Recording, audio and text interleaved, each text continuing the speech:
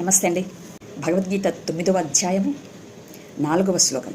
అవ్యక్త రూపముతో కూడిన నాచే ఈ సమస్త జగత్తు వ్యాప్తమయ్యున్నది.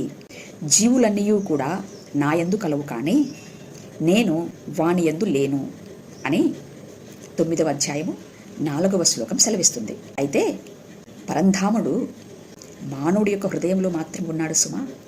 ఇదే తెలుపుతుంది భగవద్గీత 7వ అధ్యాయం 21వ శ్లోకం. మానవుడిలో ఉన్నటువంటి ఈ పరంధాముడు భగవద్గీత సమయానికి కూడా ఇంకా వ్యక్తమవ్వలేదు అని భగవద్గీత 9వ అధ్యాయం 4వ శ్లోకం సెలవిస్తుంది.